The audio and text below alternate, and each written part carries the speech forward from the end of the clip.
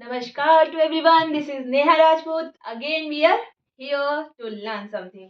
तो आज हम फिर से एक अच्छा टॉपिक कवर करने वाले हैं, तो कंटिन्यू करते हैं। आज हम सीखेंगे टाइप ऑफ स्टैंडर्डाइज टेस्ट। हमने कल पढ़ा था ना स्टैंडर्डाइज और नॉन स्टैंडर्डाइज टेस्ट, तो उसी को ही आगे कंटिन्यू कर रहे हैं। स्टैंडर्डाइज के दो टाइप होते हैं, ठीक है, हम उनके बारे में पढ़ेंगे। फर्स्ट हो जाएगा क्राइटेरिया रेफरेंस टेस्ट, जिसे हम CRT भी बोलते हैं।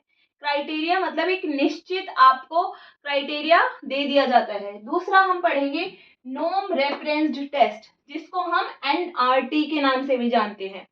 अब ये क्राइटेरिया क्या होता है, नॉर्म रेफरेंस्ड क्या होता है, तो मैं आपको समझाती हूँ, ठीक है। इसमें आ जाएगा, ये क्या है, a fixed set of predetermined standard, मतलब आपको पहले से ही एक चीज मतलब फिक्स कर दिया जाता है, एक सेट प्री डिटरमाइंड सेट है वो, कि आपको इतने मार्क्स लेकर ही आने हैं। फॉर एग्जाम्पल, जैसे कि आपका क्लास कोई टेस्ट होता है, उसमें आपकी टीचर बोलती है कि अगर 10 में से 6 नंबर, अगर किसी 6 से नीचे किसी के नंबर आ गए ना, तो उन सबकी पिटाई है। तो आपकी टीचर ने यहाँ पर क्या कर दिया है, एक क्राइटेरिया फिक्स कर दिया है कि 6 आउट ऑफ 10 आपको लेके ही आने हैं, अदरवाइज क्या होगा, उस बच्चे को पनिशमेंट मिलेगा। तो ये क्या हो जाएगा, क्राइटेरिया रेफरेंस टेस्ट में आ जाएगा, ठीक है।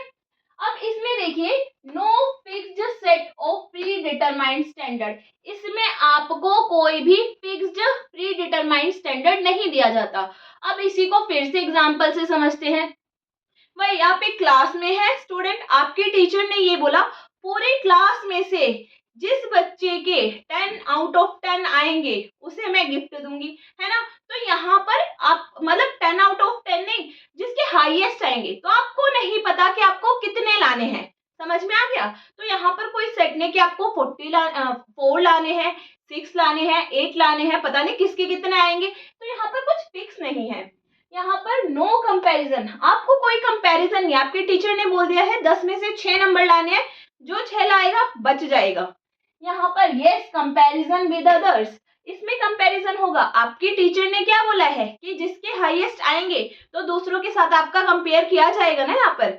अच्छा, अब इसके एग्जाम्पल के बारे में जान लेते हैं। सबसे अच्छा एग्जाम्पल इसका CTET, HTET, CTET जो हो जाएगा वो किस में आ जाएगा, CTET वगैरह, HTET, ये सब किस में आ जाते हैं, इसमें फिक्स कर दिया जाता है कि आपको 60% लेकर ही आने हैं। समझ में आ गया। जो भी मतलब 150 का टोटल होता है वो एग्जाम, और उसमें से अगर आप 90 लेकर आते हो तो आप पास कर जाते हो। तो उसमें क्या है, एक क्राइटेरिया फिक्स ही तो है। और जैसे ड्राइविंग टेस्ट भी हो गया, ड्राइविंग टेस्ट के अंदर आप क्या करते हो, ड्राइविंग टेस्ट में आपको प्रॉपर एक ट्रैक दे दिया जाता है, आपको वो क्लियर करना है। आपको ये नहीं बताना आपकी उससे अच्छी है ड्राइविंग या फिर उससे खराब है। बस उस ट्रैक में अगर आपने गाड़ी चला ली सही से तो आप पास हो गए। समझ में आ गया। नेक्स्ट आता है नॉर्म रेफरेंस टेस्ट। इसके अंदर हाँ कंपैरिजन हो रहा है, क्योंकि मैंने अभी अभी आपको बताया है कि 10 में से जिसके भी सबसे ज्यादा मार्क्स आएंगे तो उसे क्या कर दिया जाएगा, उसे गिफ्ट मिलेगा। तो यहाँ कंपैरिजन तो हो गई। चलो इसकी एग्जांपल देखते हैं। सबसे अच्छे एग्जांपल जिसके लिए हम पढ़ रहे हैं, DSSB PRT। तो PRT में हमें नहीं पता फाइनलाइज का वो मेरिट कितनी जाएगी, है ना। तो आपका 200 मार्क्स का एग्जाम होता है, 200 में से कई बार 90 भी गई है, कई बार 120 गई है, कई बार 150 गई है, जो लास्ट गई थी अब तक की सबसे ज्यादा मेरिट गई है ना। तो इसमें फिक्स नहीं है, तो हमारा कंपैरिजन दूसरे लोगों के साथ कराया जा रहा है और उसके बाद मेरिट डिसाइड हो रही है।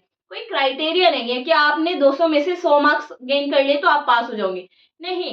एक मेरिट डिसाइड होगी, सबके मार्क्स देखे जाएंगे, फिर उसके बाद मेरिट डिक्लेयर होगी।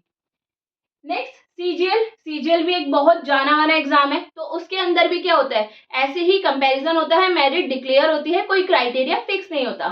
इसीलिए इसका नाम क्या है, नॉर्म रेफरेंस टेस्ट है। अब मैं आपको घर के लिए, अच्छा मतलब ये आपका होमवर्क है, ठीक है। मैंने इसमें क्लियर भी करा है कौन कौन सा टेस्ट है।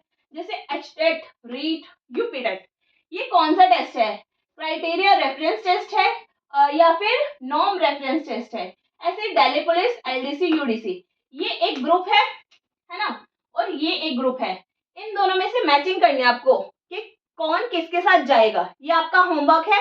और जो कमेंट सेक्शन में कमेंट करेगा तो मुझे पता ही चल जाएगा कि किसको कितना समझ में आ गया है। तो होपफुली ये टॉपिक आपको बहुत अच्छे से क्लियर हो गया होगा। अब मिलते हैं कल, तब तक के लिए धन्यवाद।